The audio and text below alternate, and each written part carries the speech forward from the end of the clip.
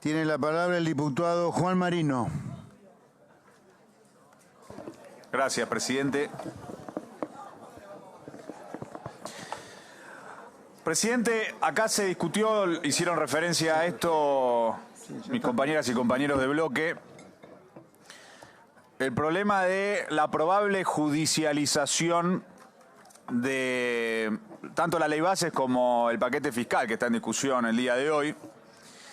Y me parece que es importante destacar en esa línea que no es una opinión nuestra, sino que es el análisis que han hecho destacados constitucionalistas de nuestro país.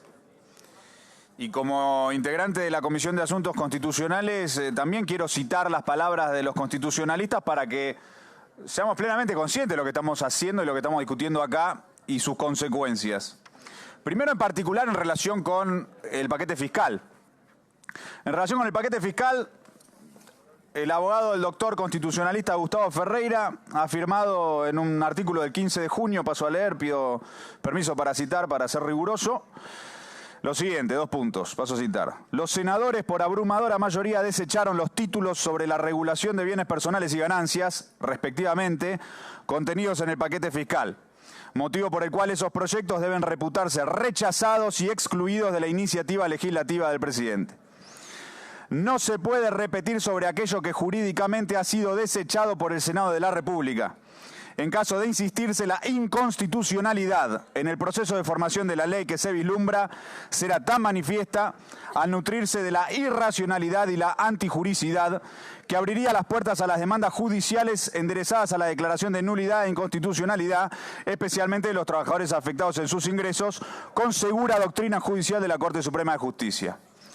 En esa misma línea, el constitucionalista Andrés Gil Domínguez, sobre este mismo punto planteó, y paso a citar, una eventual mayoría de la Cámara de Diputados que eventualmente insista con reincorporar los rechazos expresos de la Cámara de Senadores cuando debatió la ley de reforma fiscal, estaría muy lejos de cumplir mínimamente con los estándares exigidos por la Corte Suprema de Justicia para saldar la discusión constitucional sobre el tema. Inexorablemente dejaría expedito el camino de la judicialización, donde existen claros legitimados activos e interés concreto de sobra para que exista un caso o controversia.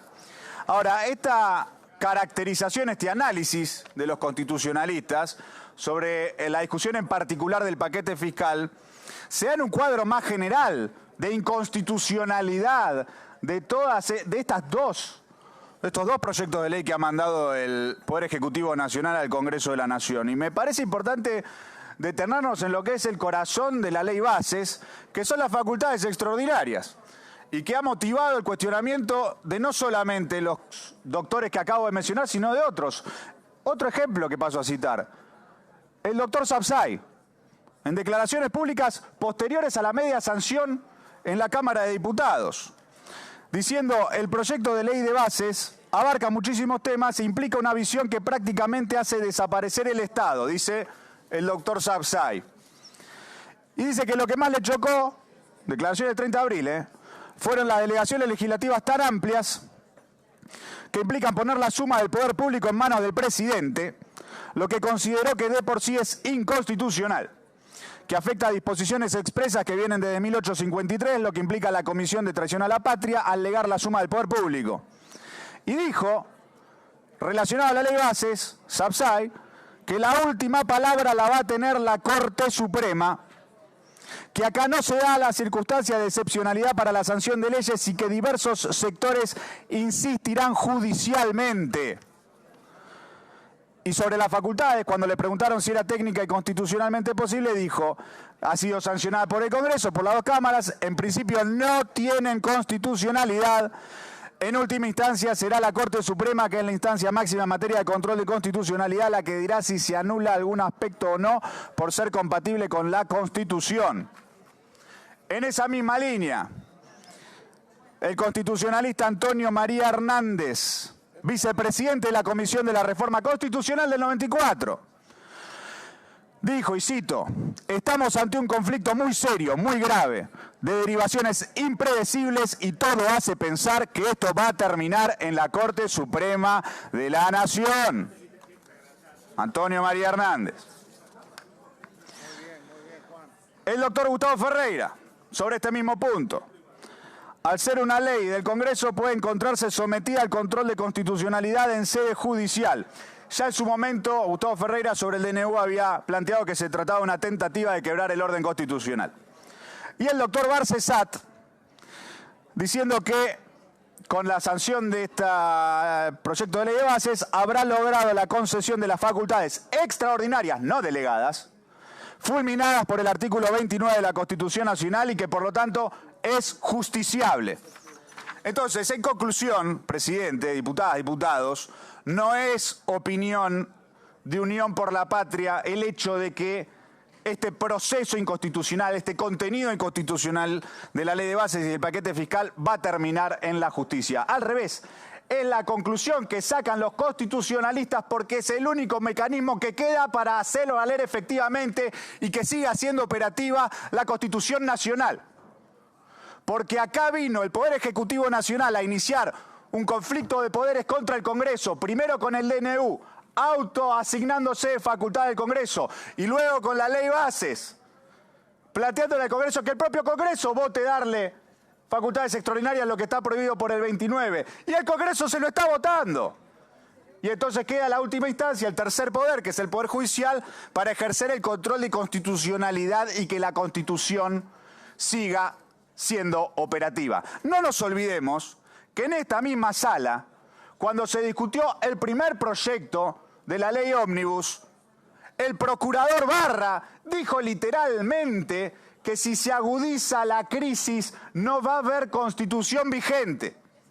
No le pareció grave ni a nadie del gobierno, ni a los bloques que se autodenominan oposición dialoguista y ahora están trabajando para que esto se apruebe finalmente en esta Cámara de Diputados.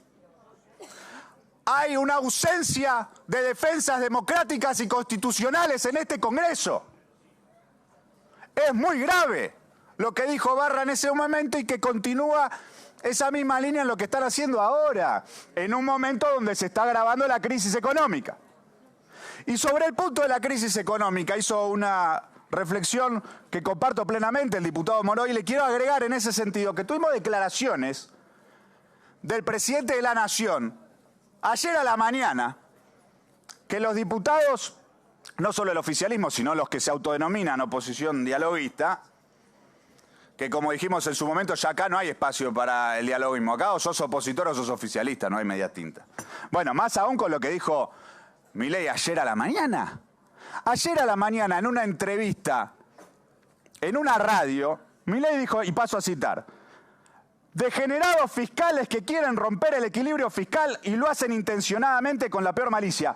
¿Qué estaba hablando? Estaba hablando de lo que votamos la mayoría de los diputados en la Cámara de Diputados en contra del decreto de Milei que licúa las jubilaciones.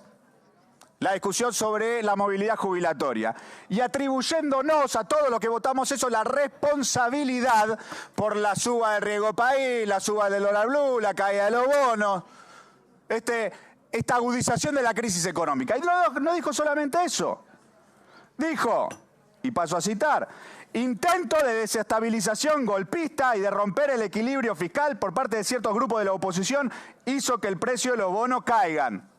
¿Están escuchando? No los escuché a los que hablaron en esta reunión, tanto en el plenario de comisiones anterior como en esta reunión de comisión, que están trabajando, se estuvieron reuniendo para aprobar la ley base finalmente, para aprobar el paquete fiscal finalmente, en repudio a estas declaraciones y sobre esa base orientando una acción política distinta, que es ponerle un límite.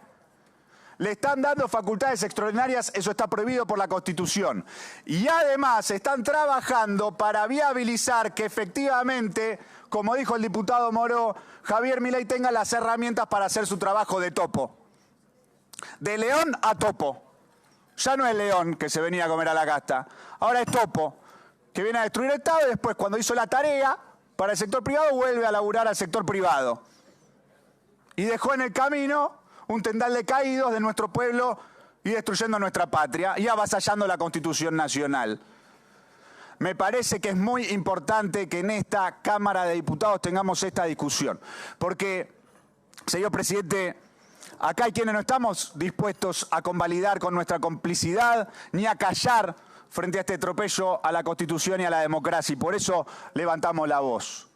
Y por eso acompañamos a los sectores organizados de nuestro pueblo que rechazan estos planteos inconstitucionales y sus consecuencias nefastas para nuestro pueblo. Tal es la ausencia de defensas democráticas que prima en esta Cámara de Diputados, que hubo diputados que fueron agredidos de forma direccionada por la Prefectura Naval Argentina la semana en que se trató el proyecto de ley bases en el Senado, agredidos de forma directa a su rostro con un gas químico cuya composición tóxica aún no conocemos, y los diputados de los partidos que dicen ser republicanos, democráticos, no se pronunciaron en repudio.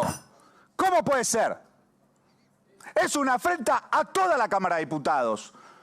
Los diputados Unidos por la Patria que fueron agredidos, lo único que hicieron fue salir a la puerta del Congreso a escuchar a sectores organizados de nuestro pueblo que se manifestaron al Congreso para fijar su posición y expresar su opinión sobre la ley bases. Y estaban parados en la puerta del Congreso y vino un grupo de la prefectura y los agredió.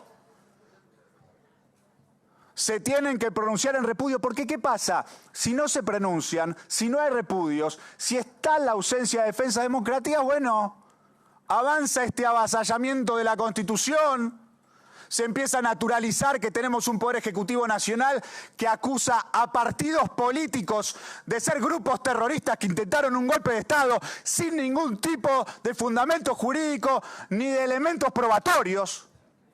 No podemos callar frente a eso. No podemos naturalizar eso.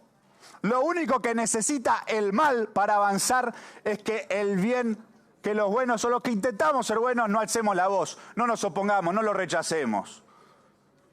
Entonces, diputadas, diputados, es nuestra obligación, porque juramos por la Constitución, es nuestra responsabilidad, porque representamos al pueblo de la Nación Argentina, rechazar, oponernos a este avasallamiento de la Constitución, a este ataque a la democracia y defender los derechos que esa Constitución consagra y que hagamos todo lo necesario para que efectivamente sigan siendo operativos en nuestro país y para que no sean liquidados por este desgobierno que encabeza Javier Milei. Muchas gracias.